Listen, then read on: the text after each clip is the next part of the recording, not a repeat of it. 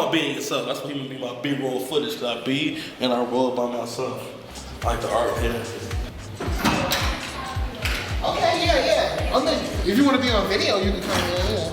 I'm not video ready yet. Oh, nah? That's okay. Yeah, man. So Silicon Valley actually here in Newark. Yeah. Here in Newark, you know, and so that's what it's all about, you know, bringing all that energy for startups and, you know, technology innovation. It's right here in Jersey, man. You don't have to go to New York to get any of that stuff. It's your choice if you want to go through that process of those games. So now we have a choice. You got a choice now. Like, do you want to go through that long process of, you know, getting denied and getting rejected, or you want to take responsibility and take control of your own future and put it out yourself? What's been your experience with having those magic moments where once you're out that moment, you're like, yo, that was great? Or have you had a moment like that and you felt like you were chasing it, trying to get back there? Yeah. Have you experienced that? I got two questions. I got two answers for that, man. So the first one is, I tell people to become magnetic. And, you know, I think being magnetic means you, instead of chasing opportunity, you attract it. And I think that's the way we should go about life, man. You know, I'm not fast enough, man. I'm trying to lose weight, man. I can't chase opportunity all day, but I need to attract it. I need to attract it. I need it to come to me, and that's how you do it by, you know, doing what we talked about, you know, helping other people and following that formula. And I think those magic moments will come to you when you attracting the magic, right? And so the second answer I will give to that is stay in your magic, man. To me, magic is abundance. And I think what's happening is people are classifying magic moments the wrong way, right? So yeah, while it is good, you got your Al Bundy moment. I mean, but your Al Bundy moment need to be, I woke up this morning. You know what I mean? Like, your Al Bundy moment need to be like, I got shoes to put on my feet. Your Al Bundy moment need to be, I got a bed, you know, I got a bed to sleep in. You know what I mean? And I think when you reclassify what a magic moment is, then you're gonna attract even more magic moments. Because to me, you know, that's what abundance is all about. You know, because, you know, one man's trash is another man's treasure.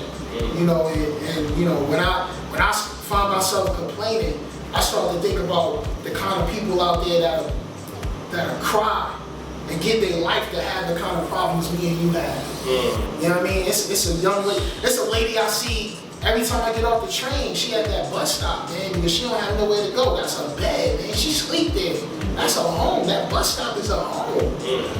And like, I'm complaining.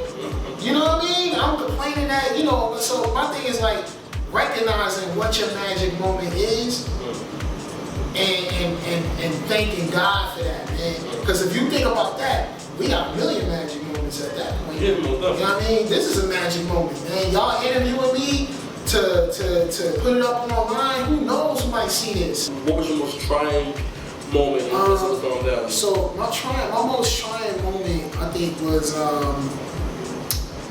I think was just kind of witnessing the individuals that I was around. You know, I'm a college dropout.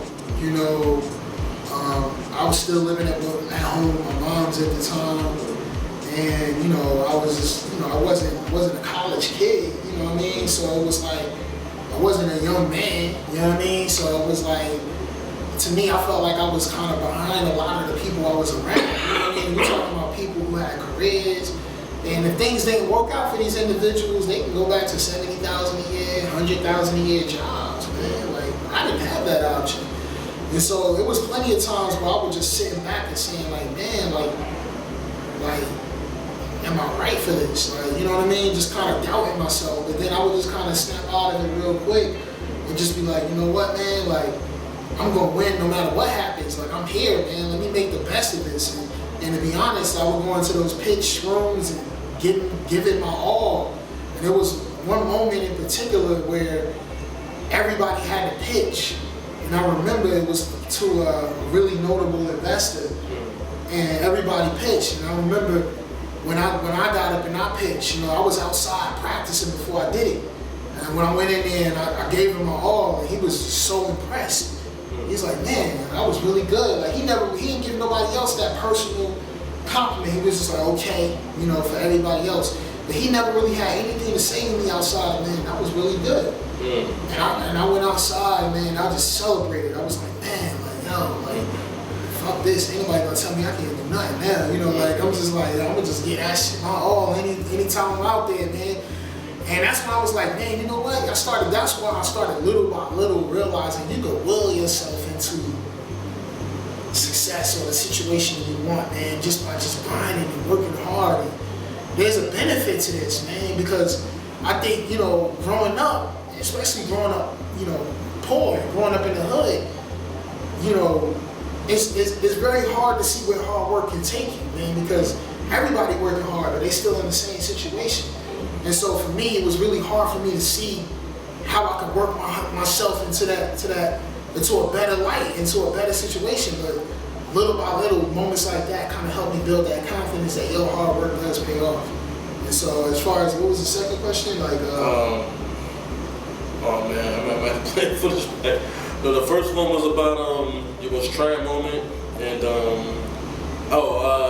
knowing when things aren't working, or being in a situation that you might have committed to, but realizing that it's really not working, or you maybe had to reassess things or step away. Yeah, I think it goes back to that whole losing enthusiasm, you know, point that I made earlier. Like, yeah, man, some things just don't work out, man. You know, and it's okay. That's just life, man. You know, my thing is just not losing enthusiasm, not letting ego control you, and just keep it moving in the most positive way as possible, man. It took me a while. I'm not gonna sit up here in front like I've always been that way, because I haven't. It took me a while to really, you know, to become the kind of person where I can accept failure and move past that and not, you know, take it personal and not be angry and upset about it. Because what I realize is that, you know, I kind of think about, you know, the heartbeats. Like, I forgot what you call it in the hospital, where the thing that shows the lifeline, like, are you alive? That's how I kind of see life, right? And it goes up and down, because it showcases living. And you ain't living unless there's downs, right? There's up and downs. That's just how it is. That's how a heartbeat works. You don't die unless you go down and you stay there, right? So when you stay there, that's the lifeline go beep, like, yo, it's over, right? Like, and so, but when you up again, I think life is trying to stay up as much as possible. I'd rather, you know, you rather stay down or up. And so, like, when you at the up moments, I think, you know, the down moments are inevitable. You know, but staying down is preventable, man. And I think that really that's how I go about it. I'm like, I'm gonna have those down moments. I'm gonna just live with it. I expect them to happen, but what I don't expect to do is stay there. You know what I mean? And that's how I kind of go about it for the most part. That's nice. Yeah. That's right. And where can we where can we find out about you, man? When we purchase the book, Don't Dumb Down Your Greatness. Yeah, man. I mean, honestly, a lot of philosophy you heard in this interview can really be found in that book, man. And it's a business book, but it ain't got no business tips. This is all like just personal development, things that I've kind of learned just, you know, on the fly. And I'm still learning, so I don't want you to pick up this book and think that you good. Like, nah, man. Like, it's a continuum. If anything, the book is telling you that learning is a continuous process. So if anything, this is like the kickstart, you know what I mean, to your journey of more learning. Or in addition to your journey of more learning, because maybe you've already on that journey. But you can find the book Amazon.com, you can find it on BarnesandNoble.com, you can find it on my website. I actually got a podcast named the same thing, so if you go on iTunes, you type in Anthony Frasier, or you can type in Don't Dumb Down Your Greatness. You can find me talking to dope individuals like these two individuals, and I need to get y'all on my podcast as well. But yeah, you know, just talking about life, business, entrepreneurship, hardships, all types of stuff, man. And so definitely pick up the book. Hit me up on Twitter, show me some love. It's funny, somebody just picked up the book and took a picture of it while we was having this interview. And to me, that's magic moments, right? So I'm so grateful for this interview, and I'm so grateful that you know, people are even doing that. The fact that people feel the need to even show me, like, yo, I got the book, and you know, and want to take a picture of it. I'm just grateful for that in itself. I'm grateful for Spike Lee for even, you know, coming up with do the right thing. I ain't gonna front, you know what I mean? I ain't gonna front. Look, man, Einstein said the key to creativity is knowing how to hide your sources, but I'm not gonna hide it. You know, Spike Lee, thank you. What's the consequence of not evolving? The consequence of not evolving, man, is being stuck. You ever have somebody say, yo, I'm stuck. I feel like I don't know what's next. Even I get that, you know, everybody gets that. But imagine being in an infinite loop of that, you know what I mean? I think that's the consequence of not evolving. The consequence of not evolving, I think a lot of people, when they think about evolving, they only think of themselves.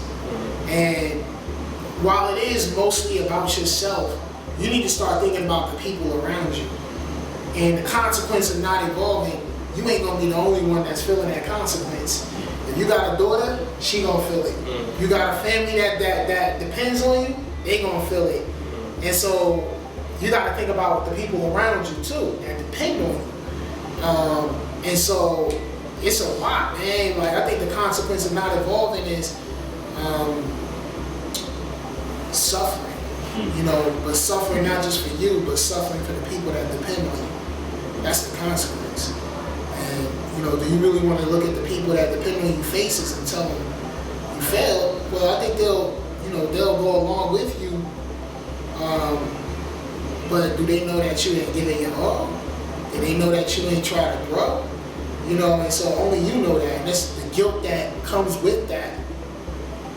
To me, that's too strong to bear. Not everybody can bear that, you know what I mean? So I've heard plenty of stories from people like that who just, you know, they just fill with guilt and they drink it away and they become like the person that's in the street that you see laying on the block. And, you know, hopefully that person makes it out, but you don't want to become that, you know? And so there's a lot of consequence in not evolving, man. And you'll never reach your potential, man. And, I mean, it's all choice. Everything is choice, man. It's all your choice, so you can never blame your lack of evolving on anyone else but yourself, man. So, you know, the consequences for you to live with that. You know, Man, this was awesome. We really appreciate your time, man. And it's a blessing. This thank is you, a dope man. interview, Appreciate this, man. Appreciate this, man. You want 10 extra points, you got 25, and There you you go. got points, bro. Thank you, man. So you make sure you hold on to that. My seat next. All right, no Don't get problem. cocky.